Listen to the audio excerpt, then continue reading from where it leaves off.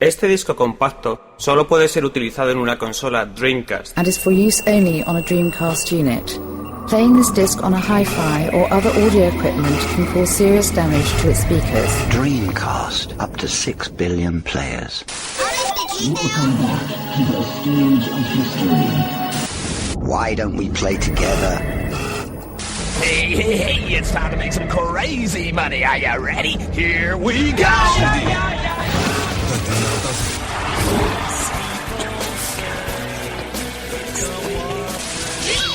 Please stop this disc now.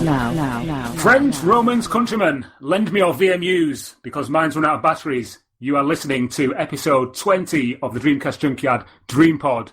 My name is Tom, and I'm joined by a superlative team of Dreamcast experts from around the globe. This is a truly international episode. It usually is anyway. But today I'm joined by Rob. Hi. Joined by Aaron, the Gagaman Foster. Hello.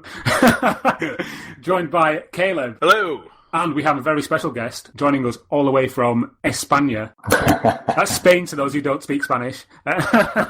His name is Carlos Oliveros, and he is one of the main programmers from independent developer Retro... Is it Retro Sumus or Retro Sumus? Sumus. Retro Sumus. Hello, Carlos. Welcome. Thank you for joining us. Hello. Thank you for having me. We had a few minor technical issues, but we've overcome them, and we've endeavoured to continue and create yet another incredible episode of the world premiere Dreamcast podcast, even if I say so myself. Guys, what we want to do is the usual. We've been away for a while, as people who listen may have realised, but we're back with a bang, hopefully. We'll kick things off as usual, and we'll just have a little bit of a chat about things that we may have picked up or played, and then we will come back to Carlos and talk about all things Retro Sumus and independent development. So, Rob, I'm going to come to you first. What have you... no pressure. Rob, what have you been doing? What have you been playing on the Dreamcast? Have you bought anything? I'm still in the desert, Tom. I'm really sorry.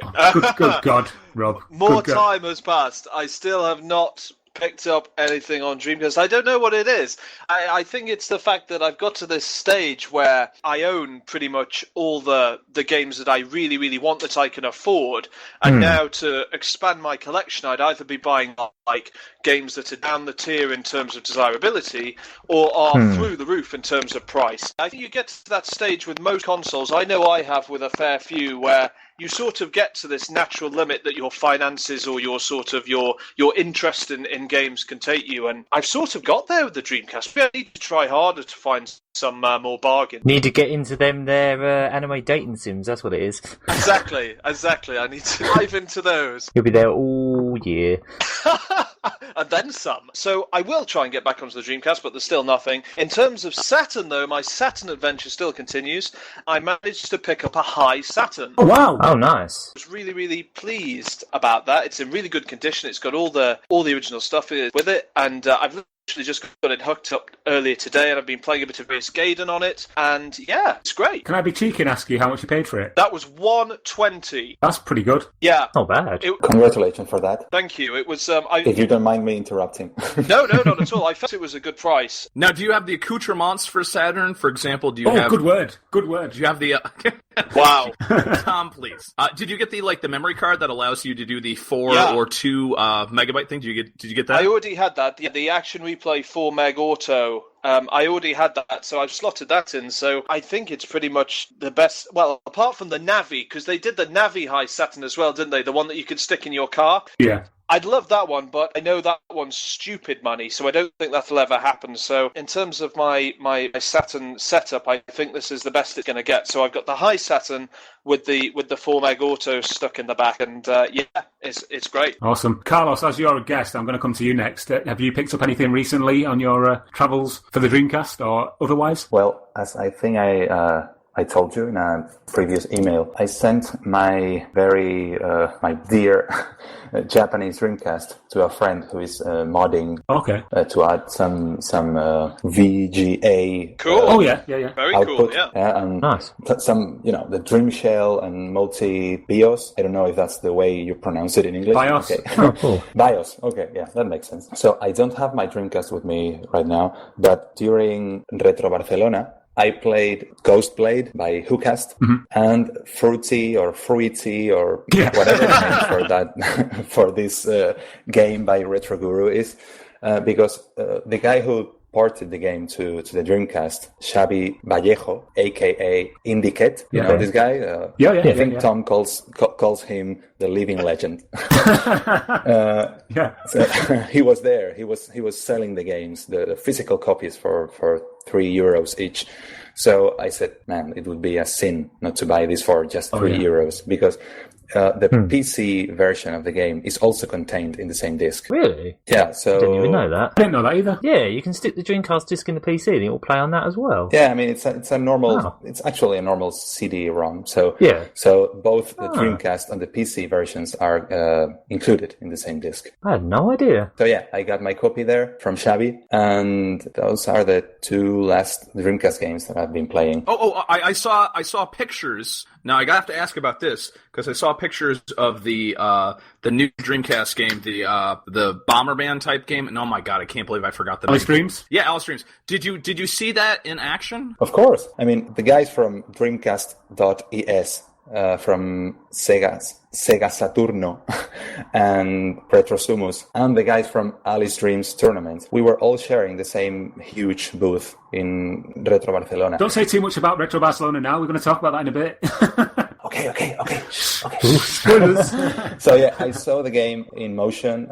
We all played it, and yes, we did. And I will shut my mouth. I'm sorry. As always, Tom and I are on different wavelengths. I'm sorry, Tom. It's fine. Thanks, Carlos. Thank you for sharing. Caleb, how about yourself? What have you been doing? As you all know, because we all celebrated Thanksgiving on Thursday. Happy Thanksgiving. Yes. I'm sure all of you had a great Thanksgiving. Oh, so much turkey. As far as I know, everybody celebrates Thanksgiving. So basically, and then Black Friday came around, and I got no Dreamcast deals on Black Friday, unfortunately. Yeah, where was my 75% off Zero Gunner? I was looking for that everywhere. And then I went to my mailbox, and what did I find? But my copy of Pure Solar has finally come in. And my goodness, the case that they sent it in, because they sent it kind of in a box. So I was like, oh no, it's like, what happens if it like bounces around? They sent this thing in the most protective plastic case I've ever seen on an independent release of any video game. It's amazing. It's sealed with a Watermelon Games seal of approval, and it looks amazing. And I unfortunately have been sick, so I have not had a chance to play it. But as far as I can see, just as a independent game, this is a collector's edition already because the game is it's so professionally manufactured, and it's great. And I cannot wait to crack it open and play it. Again, I've kept myself purposely ignorant of this game, even when it was released on the PS3 and other platforms.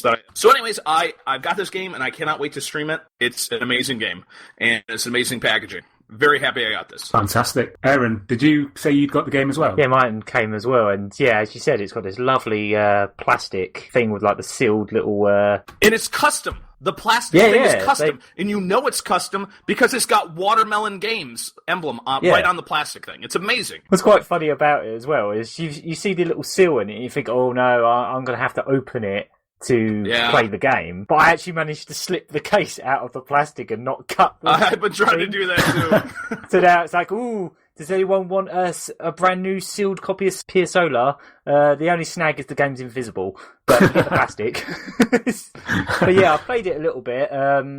I saw my girlfriend, she bought the PS3 version of the game quite a while back, and so I ended up seeing most of the game beforehand.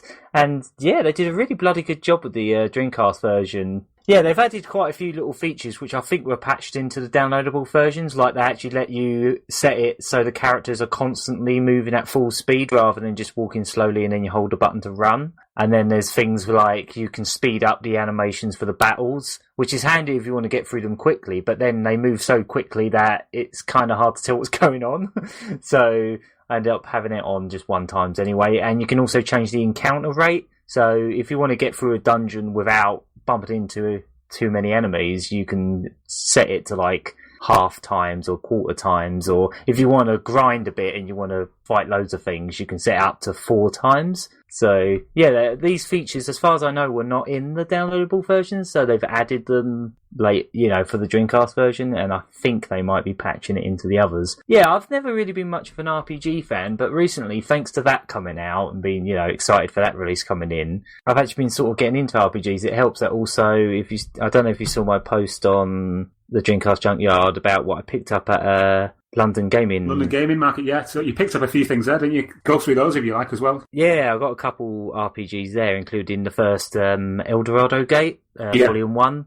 Obviously, I can't read what's going on, so I can only vaguely play it, but it's got really lovely graphics and nice music and all that kind of stuff, and just sort of messing around in that.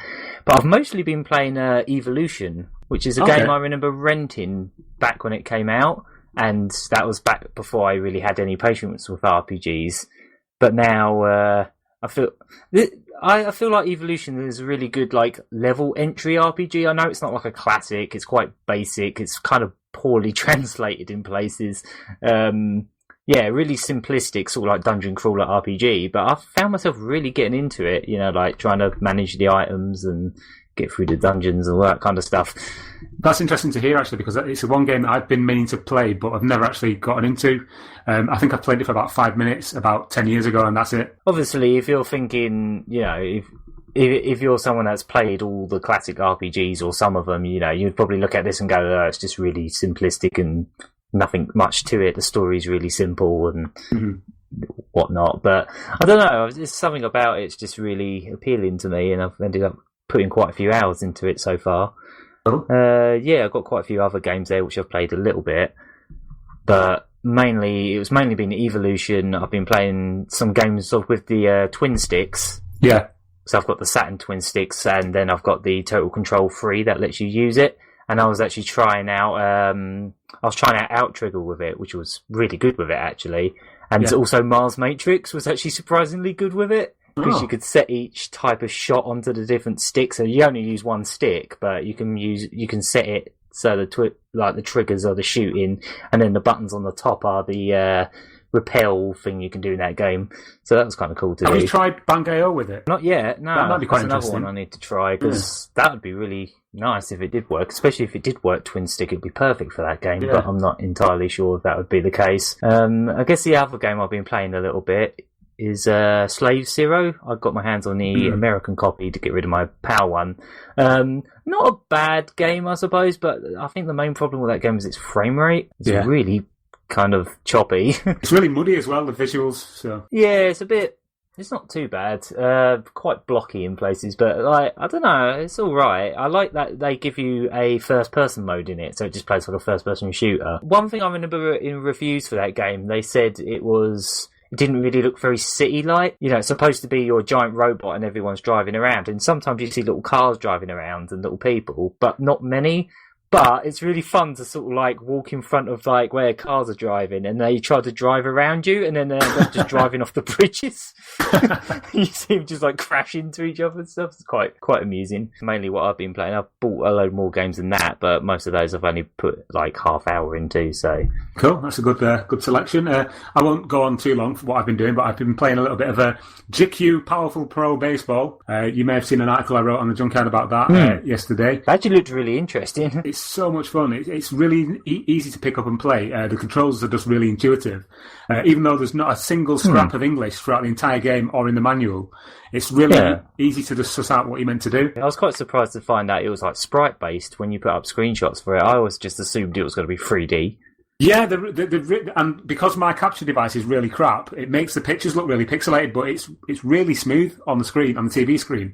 The sprite work is really, really good. Now, Gagaman, was that one of the games that you tried to play with the fishing controller? It wasn't that one. It was World Series. All right, it was the Maracas with World Series. You know what you got to do? You got to try to use either the Maracas or the fishing controller to try to play that. Give that a go, yeah. I've also been playing Capcom vs SNK and King of Fighters 99. King of Fighters 99 for two reasons. I also picked up the Dream Connector, which is a thing for... It's like a cheap version of the Total Control. You put PlayStation and Saturn joypads in.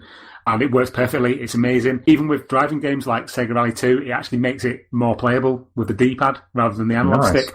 I don't know why, but it seems to. It's great. I should try that with Crazy Taxi or something, because I remember getting blisters from playing Crazy Taxi so much when it first came out because of the little bubbles on the analog stick. Oh, yeah. Everybody talks about that, but I figure it's just, y'all have weak thumbs or something? Because I've never, I personally have never run into that problem, and I've played the Dreamcast lots. I have run into that problem, but because of playing Capcom versus SNK way too much. I mean, for hours, late into the night. Really huge blisters. You gotta get those tiger knees. Yeah, apart from that, I've been playing Sonic Wings 2 on the Neo Geo CD, which is brilliant. And modern stuff, WRC 5 and Advanced Warfare on the PS4, but we don't want to talk about that. Boring. Interestingly, just moving on to the next subject, the Dreamcast is it's 17 years old this week, or last week, depending on when you're listening to this. So happy birthday to the Dreamcast, I suppose we should be saying. But it doesn't seem like 17 years ago, does it, that it came out? I mean, a lot of people, like me, I never had any video games growing up, so the reason I got into the Dreamcast, because that was literally my first console that I got when I was actually had my own money to buy a console, And that was at the end of the Dreamcast's life cycle, really. So I think a lot of people did that because the Dreamcast was very affordable and amazing at the end of its life cycle. So yeah, a lot of people, $20 used, like $50 new. There was a brief period of time where a lot of people like me picked it up. Carlos, I've got a question for you. Can you remember the launch in Spain, the European launch of the Dreamcast? Well, I remember those international ads. Those you had the bullfighter saying, ole. Oh yeah, and then you had the English one saying, "Come and have a go if you think you had enough," to the French guy, and then the German, the French guy saying, "All your women want to sleep with us." Which I remember. That's what it says. Yeah. I mean, I remember thinking, what the hell are you talking about? Like, I remember feeling sort of offended. Exactly. Yeah. Adverts in Europe for the Dreamcast were kind of bad. Oh yeah, totally. Yeah. but I sort of liked the bullfighter one. I thought it was funny. Then I remember the barber. That barber you have been trying to chase across the globe. Yeah. I remember that Tom's Mystery Man. Yeah, because it was translated, of course, and dubbed in Spanish. The whole why don't we play together? Yeah. ¿Por qué no jugamos juntos? So it sounded really. It's really it's a literal translation, and I remember it sounded really exciting. Really inspiring. Really, man, I want to be a part of this. Yeah. I want to whatever that means. Because I didn't. I think. Yeah. I mean, I think I didn't even have a proper internet connection at home. So when I saw that, I'm not sure I really, back in this day. Yeah, knew what it was, knew the concept of it kind of thing. Yeah, I mean, it was a few years ago already. And I remember I thought, I'm not sure it means what I think it means, but I feel I want to be a part of this. I want that console because it looks so cool.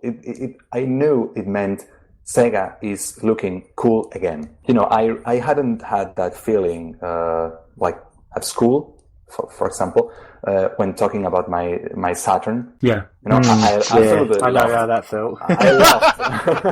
I loved Virtua Fighter 2 or Sonic Jam. But there wasn't that feeling of being the cool guy. I know exactly what you mean, yeah. In my school, I think I may have been the only kid in the entire school that had a Saturn. There was about 3 of us in my school, so I wasn't completely alone. Carlos, one quick question. I've heard, that the barber advert was actually filmed in Spain, and that the barber himself is actually a real barber. So if you could just drive around Spain looking for this guy for me, that would. I really have no idea. Who told you that? Are you sure it was filmed in Spain, or you're just kidding me, right? No. One of the guys who worked at Sega during the time of the Dreamcast, he said that's what he'd heard. Okay, Tom. One of these days you're gonna have to face facts and just look at the numbers. He's probably dead. That was 18 17 years ago. You know what I'm saying? He's probably he didn't. The most healthy living guy. You know? Right. So yeah, it's Dreamcast, 17 years old. It's amazing. Mine still all work fantastically well. I'm sure your guys does. You guys, Dreamcast. When I can speak English properly. Your Dreamcasts all work fine as well. Dreamcast working fine. Interestingly, this week or last week even, I also got something else, which was the Neo Geo Pocket link cable. I did also do an article about this on the Junkyard, but Rob, you're quite a fan of the Neo Geo Pocket. I am, yeah, totally. Yeah, you asked me. Me too. Yeah, well, I'm sure we all are. Rob wanted me to report back on my my findings with the Neo Geo Pocket link cable, and I must say I was a little underwhelmed by what you can actually do with it, because it only really works with two games that I own. I own King of Fighters R2, and then that one will communicate with King of Fighters 99 Evolution and King of Fighters. Yeah. Is it just King of Fighters 99, the American version? And basically all it does is if you go into the menu on the menu on the Dreamcast game, you can choose to communicate, and then all you're allowed to do really is just to unlock like artwork or different. I think they're called strikers in King of Fighters games on the Dreamcast. So there's not really a great deal that you can actually do with it. It's nice to have as a little piece of like memorabilia and a nice cool item. But yeah, it's a bit of for me anyway, a bit of a missed opportunity. I know there's other games that use it, but I don't own them, so I've not been able to try it with those. In a way, it kind of sounds like the Dreamcast's equivalent of Amiibo, because like those you just sort of unlock like tiny things in the games as well. They don't have like a huge deal with them. It kind of sounds similar to that, really. Yes, I see what you're saying. Yeah, like they just help you gain more points. You know, I know in Capcom vs SNK you can gain points for the shop in the Dreamcast game. And if you play the SNK vs Capcom Chaos on Neo Geo Pocket, it lets you gain points, and you can trade them between both, because both games have shops in them to unlock the content. So basically, they just help you unlock content faster. Yeah, I like the idea. That's always the thing with the Pocket, that link cable between the two. I like that idea.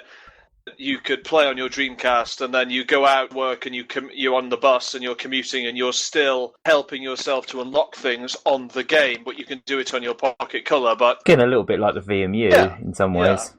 Yeah. I like the Neo Geo Pocket Color. I mean, I don't like the way you can't see the screen a lot of the time. You have to have perfect lighting conditions, but it's good. But if you do have good light, that screen is great. Like, it is. The screen is amazing. It's beautiful. So, like, crystal clear, like all the little pixels. You can see every little detail. Listen to Aaron.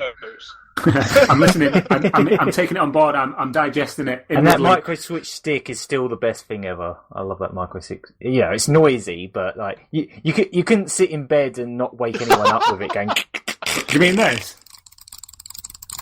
That's it. Yeah. Beautiful. That's the one. It's like had it at hand. It's like listening to Mozart. Oh, Rob, we need to chat. We need to talk. Now, I think we'll move on slightly, a little bit of a change of tack. A few weeks ago, we spoke about this mystery Gundam disc that came up on eBay. Yes, and we were in a bit of a bidding war with persons unknown, shall we say, and I was kind of a bit annoyed that, you know, eventually the auction got to a point where I wasn't prepared to bid any higher for it, because I just thought, I don't really know what this is that I'm going to be getting if I do win it, and also it's a lot of money. It ended up going for like something like €180 or something. Now, I can't say too much about this, but what's the word? It's been revealed to me that your network spies have reported back to you. You mean? Indeed, yes.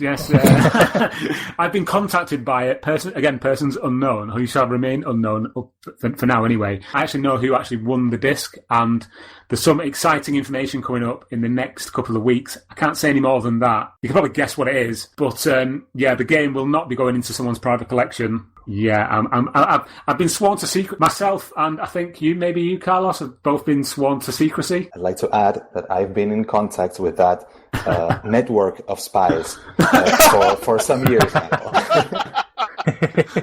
So it's all a bit hush hush, but rest assured, it's coming soon. Hopefully, maybe. Didn't hear that from me. Okay. Actually, sorry to interrupt you, Tom. A couple of friends and I myself were asked to donate a little money for in order to win that auction. You know, I mean, we were asked for help in order to be able to get that disc. Yeah, I mean, and when it was revealed who had actually won the disc, I made a small donation as well to, after the fact. So, it really is a kind of a community. It's a community effort. Do you know what I mean? Yeah. So it's really cool that we've managed to, not us, but who has acquired this has managed to do so and is doing what they plan to do. So yeah, it's exciting times. Good stuff. Cool. It's always good when it goes to someone that can actually do something with it and, not just shove it on the shelf and go, well, that's mine now. It's all mine. No one else gets to see it. Yeah. Seal this in plastic and it will never be opened ever.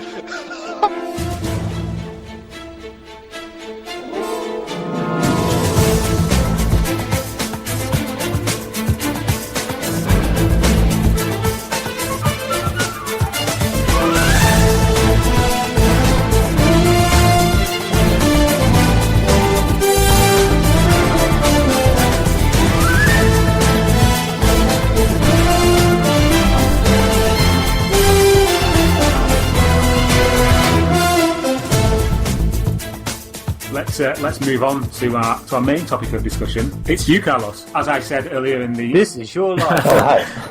Earlier in the episode, we are joined by Carlos Oliveros from Retro Sumus. Now, you are obviously a Spanish development team, and you're working on several games at the moment. Two very interesting looking games. Certainly games that haven't really been tried before. Certainly from independent developers on the Dreamcast. Really, I just wanted to talk a little bit about you guys, how you got together, and also the games that you're developing. What's the vision? What's the aim of what you do? Can we start at the beginning? Like, how did Retro Sumus become what you are today? How did you get together? I think it all began with Pier Solar, actually. Yeah, I mean, I was when you guys were talking about the Dreamcast version, I was about to interrupt you again to add that I was one of the translators for Pier Solar. I mean, I helped translate the game into Spanish. Then I translated all the extra stuff for the HD versions of the game and for the Dreamcast version as well.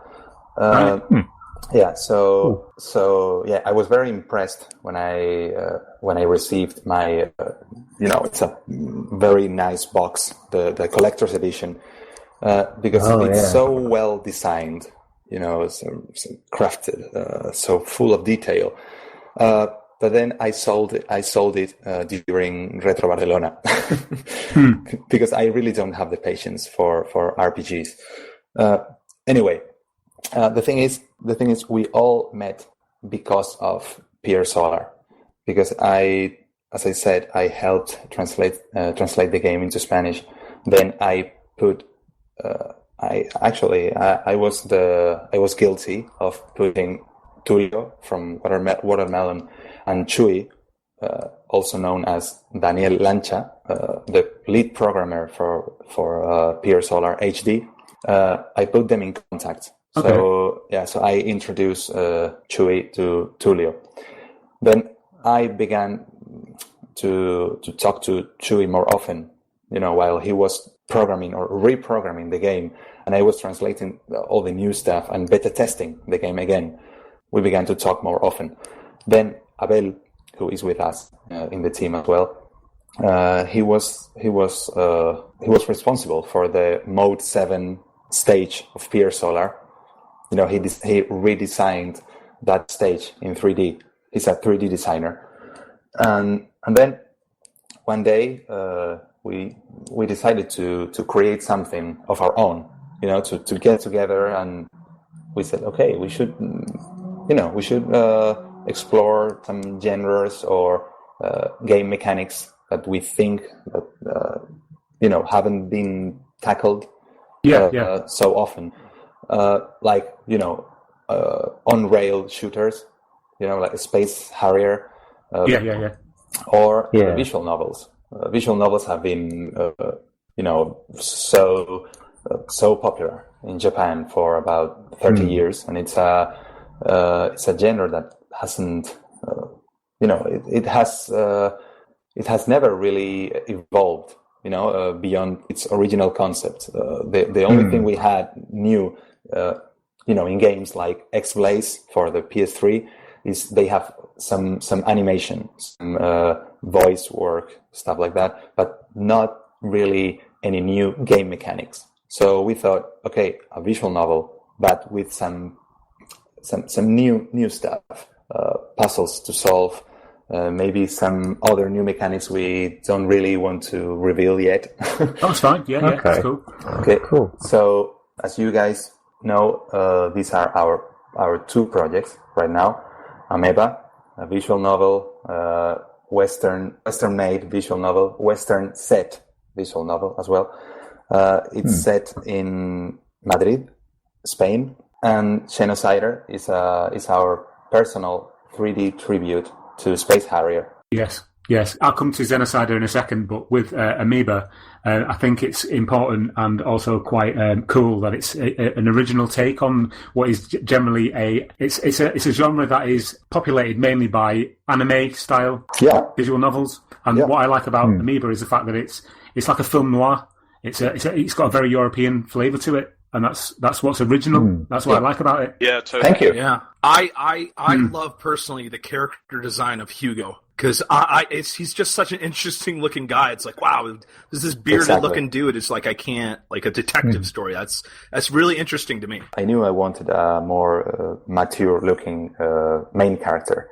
I knew I didn't need a young, handsome officer, or You wanted someone who's like weather beaten, who's like he's been there, done it, seen it. He's kind of got a lot of history behind him. Exactly. I mean, yeah. See, a lot of these games like Snatcher and like Police Knots, there's always some story element there to kind of explain why this young looking guy would have such such a deep plot with such a background to him, but it always made me upset. There's never like just a real like rough dude, nice bearded dude. God, I just love the fact there's a main character with a beard. The beard.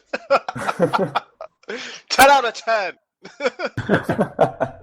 Well, the thing is, I really wanted a character that could really have a believable past, like he's feeling guilty for about something that happened 20 years ago. So I needed a character that could have been an adult 20 years ago.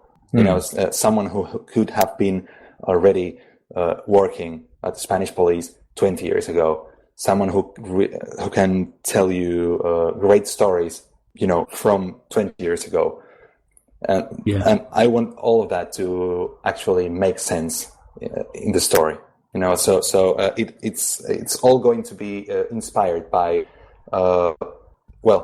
true stories that have happened in our country. So it was interesting. So I was going to ask if you'd chosen to set it in Madrid for a specific reason, other than that, Madrid pretty well, or stories you mentioned that happened in real life, were they set in Madrid? Well, there's two reasons mainly. We want to tell a story that is inspired by, real stuff that has happened there. Yeah. Real stuff you can find there. Also, we can show recognizable environments. Like the Plaza de España, Spain Square, or I don't know, this subway entrance, this very recognizable royal palace or stuff like that. Sure, yeah. We want to show, to feature real places, real environments. But also, I thought, okay, people may be expecting us to show, to feature a main character that reminds them of, say, Bruce Willis. I don't know, a cop from New York or something like that. But I said, okay, I'm not Woody Allen. So I really, I've been to New York, but I don't really know New York so well, as to tell a really believable story set in New York. Then I'm not Guy Ritchie. Is that the correct Sure. pronunciation? So Oh, what I mean. I love. I mean, I honestly love his movies, but I could never tell a compelling, believable story set in London, for example. So I said, man, That's good to write from what you know. So I don't want to break in here too much. But I do want to ask, so can you say if the story is going to be set in modern times, or is it kind of in the future? No, it's a current day. It's absolutely current day. That's really interesting to me because there's been so many of these games that have actually come to the West, and I'm talking about games that are quasi like Rise of the Dragon, Snatcher, Police House, and they're always set in the Blade Runner future of New York City or some future thing. So it's I don't think any modern game has ever come to the West where they actually put the setting in it's happening right along this time. That's right. I mean, somewhere that's a believable place. It made sense, just to set the story in a current, real environment in current day. So I actually I have been in contact with a Spanish police commissioner for some time now, because we want to make things, as I said, believable. So That's some good research. I mean, I don't want a potential buyer of the game, a potential player, to be playing the game and to think, man, that's not how Spanish police works. I mean, because people expect our main character to act like CSI, the TV show, Sure, yeah. or to I mean, or like. Boy, that's played out from the X-Files. Yeah. I mean, people who investigate, run, jump through the roofs and chase the criminals, and then also perform the autopsy. Is that the? Yeah. Okay. That's a really good point. It's been a while since there's been a game like that. The only game I can think of that actually did that was Police Quest. And that game was so interesting because they actually worked with real policemen and did something that was by the rules. So it was very interesting. Actually, this is not something I really wanted to reveal, but why not? We would like to dedicate the game to some real life policemen or policewomen, to dedicate the game to policemen and policewomen who enjoy their job, who do their job because they believe in it. This kind of thing. Because that's really cool. Yeah. No, I totally understand. Yeah, Carlos. While we're talking about your games, I wanted to touch a little bit on Xenocider as well. Now, Xenocider is going to be an homage to things like Space Harrier, and is it true to say maybe a little bit like Starwing as well, Star Fox? Well, I'm not sure there's a Star Fox influence on my part, but I know Chewy has been a Nintendo fanboy for decades now. So I think that's the only thing that gets us into arguments from time to time, because Dreamcast is the only Sega console he's owned. And the only Sega console that he has really liked. Only last year, I think, or 2 years ago, I sold him his first Sega Saturn. And since then, he's been tampering with it and, doing his homework, his research about the console. So, okay, the thing is, maybe for him, maybe there's a Star Fox influence. But our main influence are Space Harrier, of course, Sin and Punishment. Oh yeah, for the Nintendo 64. Nice. Oh yeah, because our main character is going to be not always flying like Space Harrier, but walking, running, jumping. There will be platforms to jump on, or to blast in order to go through. and obstacles and stuff like that. It's so exciting to see something like this because, you've got a lot of games that come out, like things like Ghostblade. I like Ghostblade. It's a great game, but it's in the traditional mold of other games that we've seen before from independent developers. This is a new 3D game, and that's why I'm so excited by it, especially because I'm a fan of Space Harrier as well. And I mean, for those people who are listening who maybe not seen Xenocider, if you just go to Google and type Xenocider, it's spelled XENOCIDER. You will see, early screenshots of this. What again? It's an homage to Space Harrier, and it just looks great.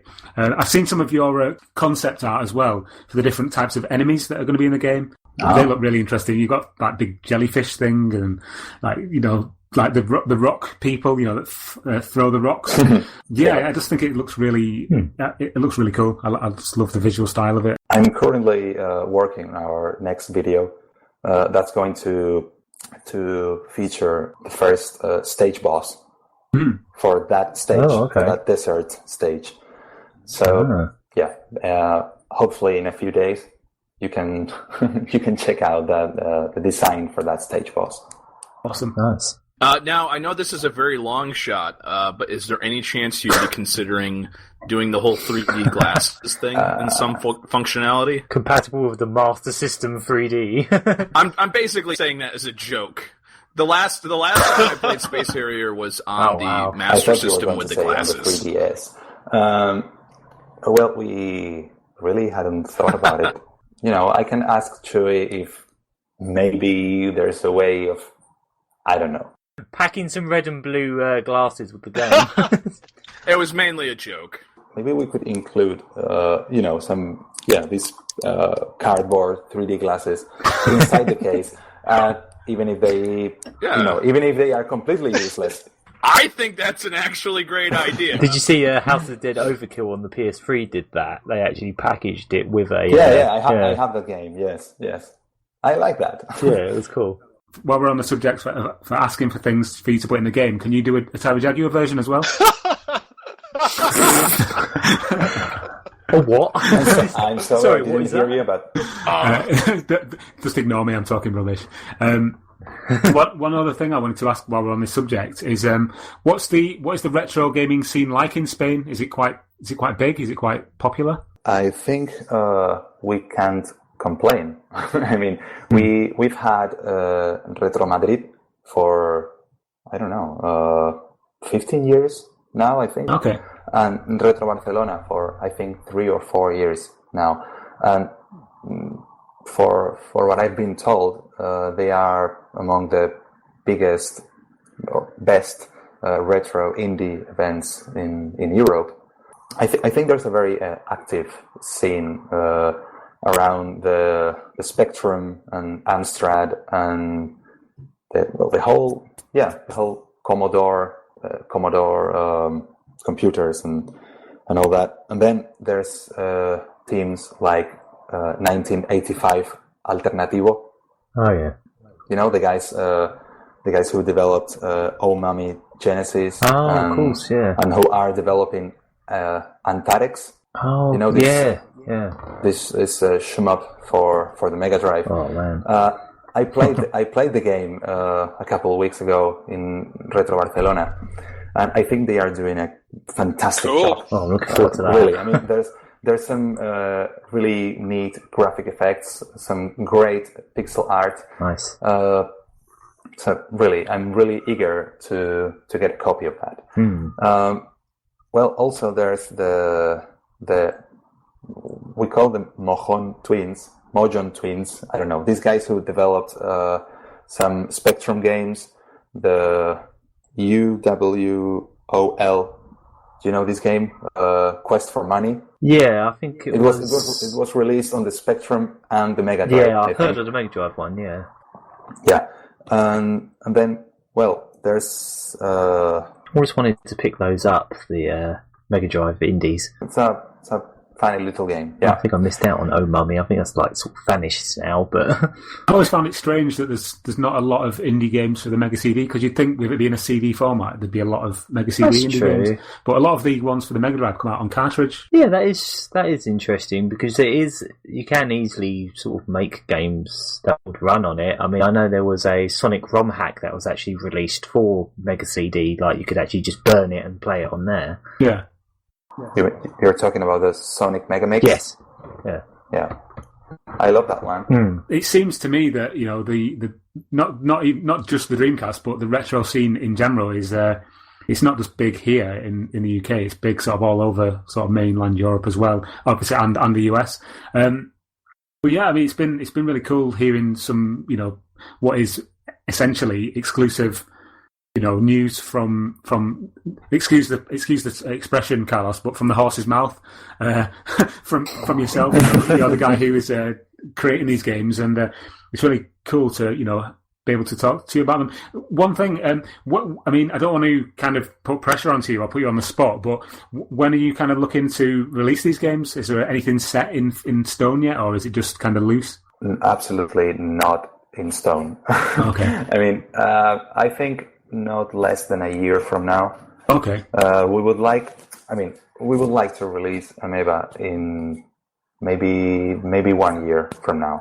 Yeah. You know, I cannot talk about an estimated release date for Genocider because we are currently looking into it, both, you know, with Abel, our 3D designer, and with a certain publisher. Yeah. We have been in talks with. Okay. So I don't really want to talk about No, that's cool. you know, That's a fine. release date yet. It makes perfect sense. No, but I just want to say thank you for giving us all that. I mean, it's cool that there's stuff still coming out for the Dreamcast, and that you are one of the main people. So yeah, thank you for your efforts. Getting some more new genres as well, which haven't really been touched on the Dreamcast at all, outside of like some Japanese visual novels. But otherwise, you know, getting a new visual novel and a Space Harrier style game is really awesome. Yeah.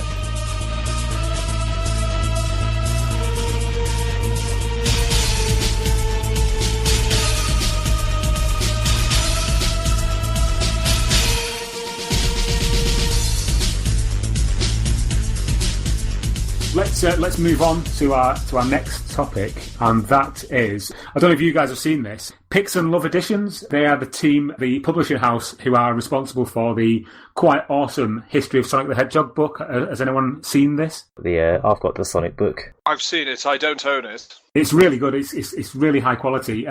Basically, they have released an image on Facebook this week of a prototype Dreamcast shell I've certainly never seen before, and apparently it is genuine. It's come from Sega Japan, I believe, and this also tells me that they are looking at releasing a Dreamcast book, which is pretty exciting. So I don't know if you had any thoughts about this book and what it may contain. Jump in, anyone? Can we just talk about like this prototype that they did show off? I think it's probably believable, but I'm just curious about this logo on it. The thing that says like Planet, and it's got like an S in the middle. Planet S?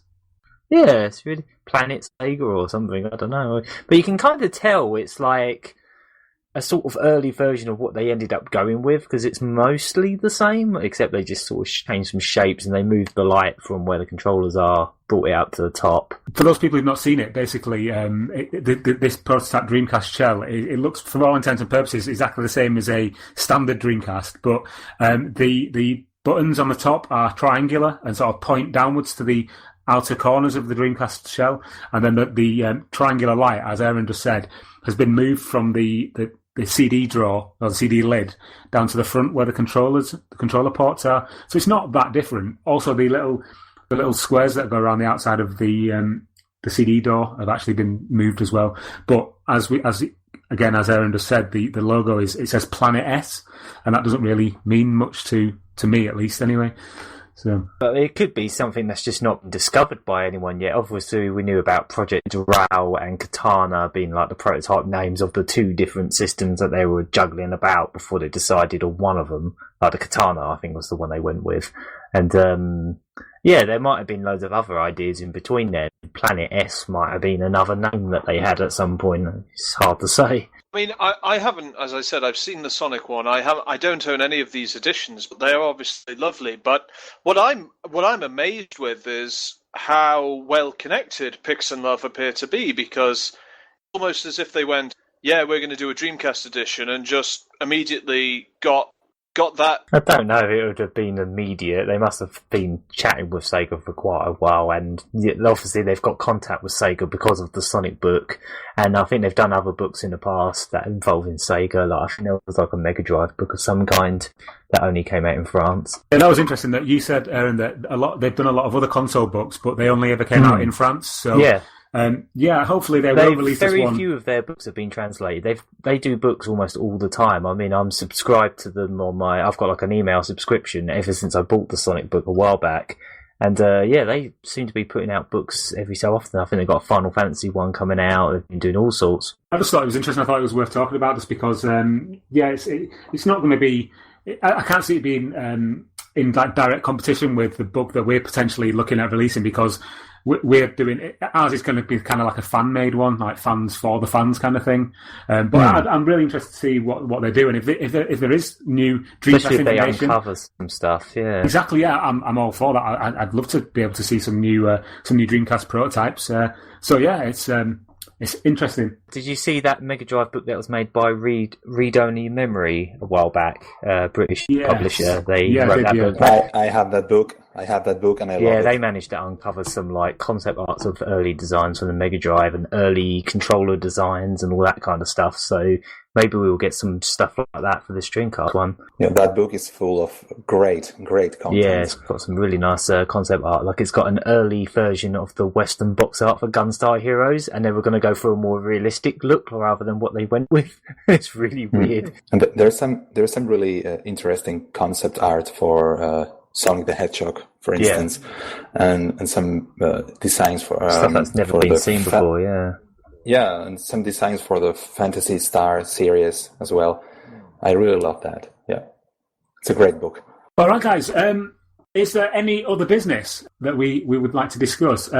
Actually, Carlos, I know you've got some quite big news that you wanted to share with us. You have the floor, sir. Well, yeah. When Tom invited me to join the DreamPod, I told him that maybe it was the right time to share some news with you guys, because as you guys may know already, we announced that we want to release Amoeba not only on PC and Dreamcast, but also on the Sega Saturn. Oh wow! Cool. Yeah. So I mean, makes sense to me. Yeah, the Saturn has been the tough girl for for so many years now. It's like untouchable, Yeah, even back when it was out, most developers didn't know what to do with it. So. Well, yeah. So as I said, Chewy has been tampering with his Saturn for about 2 years now, I think. So we are sure that there's a way that we can release Amoeba on the Saturn. That's amazing. Yeah. Do you think it'd be like in high resolution mode or anything like that?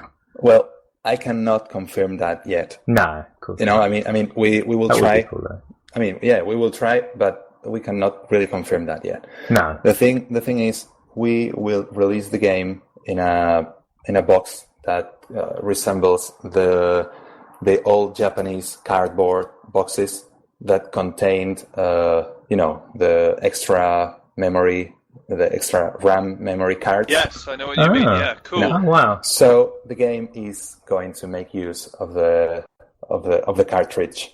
Yes. Oh, wow. Of the cartridge slot. Wow. That sounds really cool. That's amazing. Yeah. That's awesome. That's the piece of news I wanted to share. That's awesome. Today.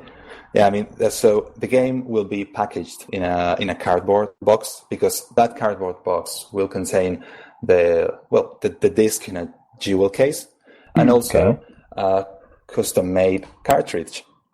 Wow. Carlos, the thing is now, I've got a bit of a dilemma, so now I have to choose, do I get the Dreamcast version or do I get the Saturn version? I want the Saturn version. I've got to admit, for that this car, is a really evil plan of ours to make people buy both.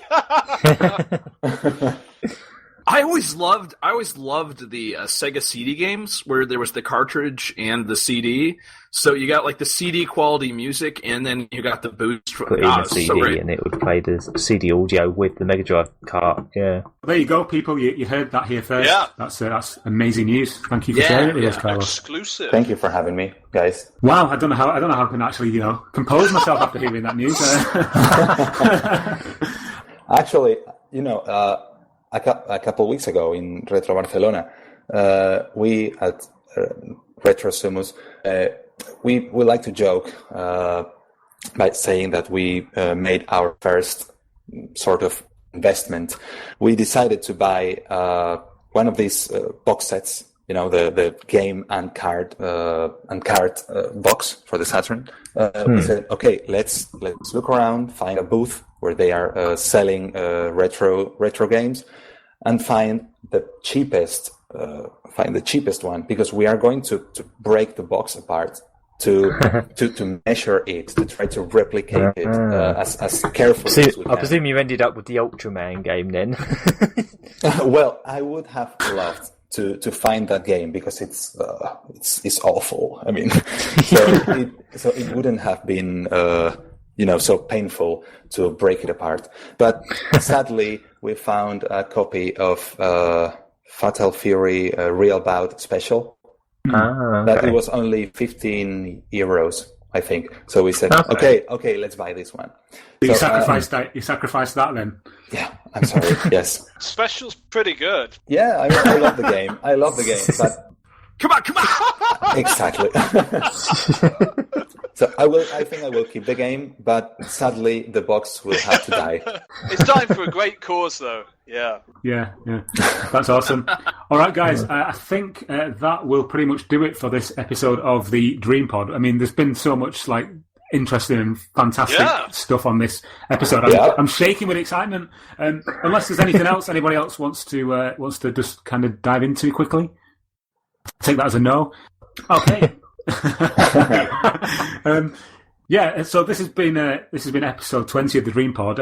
Once again, I want to give my utmost thanks to Carlos for joining us and being a fantastic guest host. Thank you. So thank you, Carlos.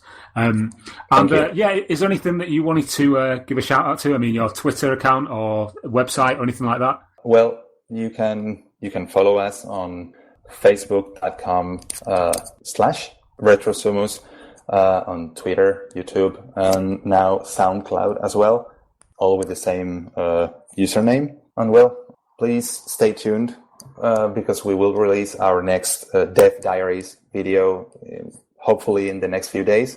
And congratulations for 20 great episodes of the Dream Pod. Well, thank you.